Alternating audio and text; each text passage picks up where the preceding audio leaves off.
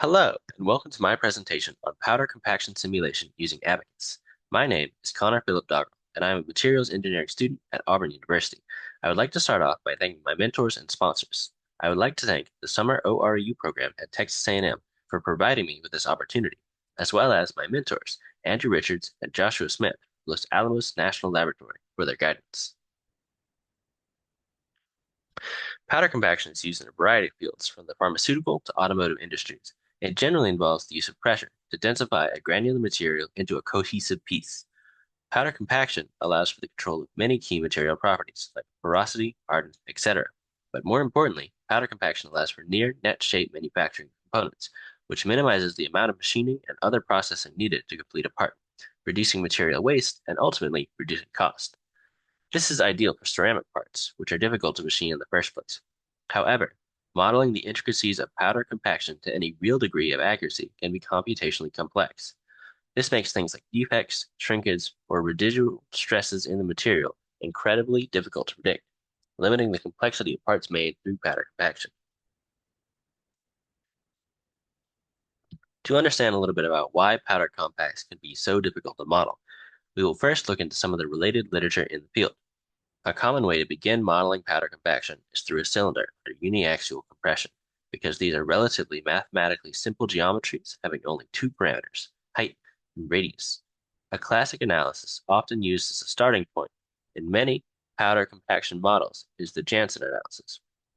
Janssen was primarily concerned with pressure variation in grain silos, which conveniently are also largely cylindrical and under uniaxial compression.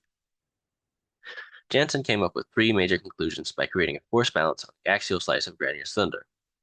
Largely, while under the effects of friction, axial pressure at any depth is equal to the compacting pressure multiplied by a term that decreases exponentially with depth.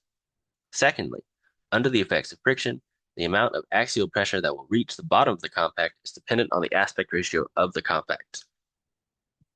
These findings were later expanded upon by Unkel, who investigated density variations in metal powder compacts under different aspect ratios. Sections were machined out of metal powder compacted under known pressure, and their densities were measured. In doing so, Unkel found three major trends. The first being that the top of the compact density increases while moving out from the central axis towards the die wall. Secondly, at the bottom of the compact, density decreases while moving out from the central axis towards the die wall. Finally, moving down in the axial direction, density increases, and decreases, with the increase corresponding to where the bulk of the compact is. Jensen drew his conclusions analytically, while Unkel made his conclusions experimentally. More recently, researchers have been making use of finite element analysis softwares to explore the problem with greater depth. In this paper by Sinka in 2003, David demonstrated that they can invert density distributions in powder tableting for pharmaceuticals by adjusting certain processing parameters, but could not make generalizations about the effect of die geometry and wall friction on density distributions in a powder compact on the whole. Unexpected density variations in powder compacts can leave pieces weakened and often damaged after transport or further processing. The preliminary mode of investigation for this project involved the use of simulation software Abacus. This was at first through use of built-in elastic models and friction interactions to explore the varying effects of friction and die geometry on a powder compact. This is intended to confirm existing results about materials under compression in an elastic model before moving on to more complex material models like adapted version of the Drucker-Prager model taken from soil mechanics. This preliminary part of the investigation will involve simple axisymmetric die geometries like the one seen on this slide.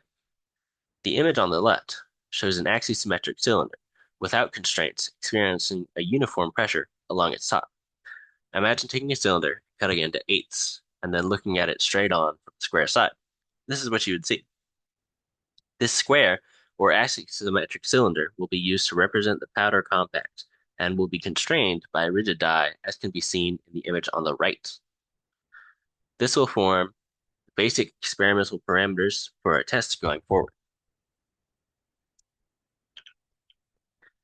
Here are the topics investigated over the course of this study. For the sake of brevity, only those in bold will be discussed during this presentation to highlight the most important results. More exhaustive coverage of all the results can be found linked at the end of the presentation. Here are some simulations testing the effect of changing the frictional coefficient on the area of contact between the die and the compact while under uniform pressure. As friction increased, both the difference in displacement between the center of the compact and the die wall, as well as the stress, increased. This also meant that there was a greater distortion in the elements along the surface of the contact.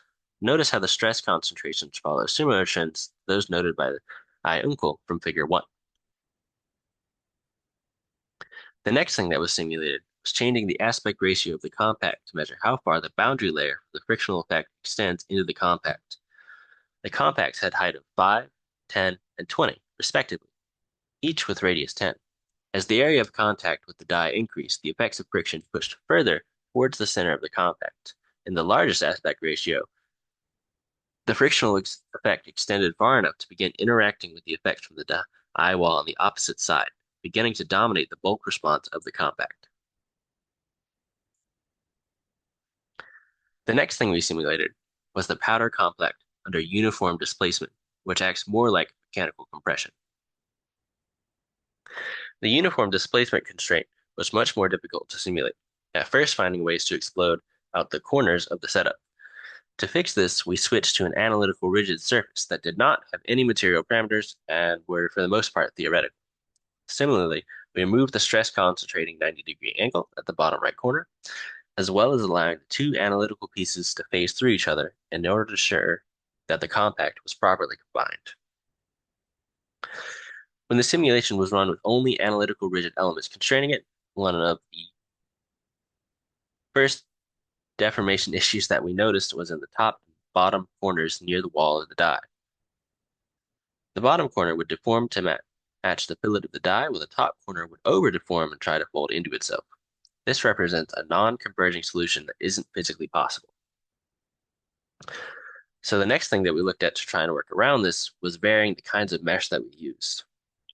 One of the alternate mesh elements that we tried were quadratic triangular elements, which ended up having a lot of problems. These elements are notorious for not working well with friction and contact in abacus, so we first tried them without any friction, as can be seen here. The addition of the fillet to the bottom corner of the compact and the die was not accommodated well by the quadratic triangular elements, in large part due to the deformation seen on the element's boundaries. Even under no friction, the simulation still experienced unexpected deformations in the bottom right corner and uneven stress distributions, which there should not have been, as under no friction, the stress on the entire piece should be uniform. As such, we opted to go back to having no fillets on either piece, which helped resolve the variations in stress and gave us the uniform field here.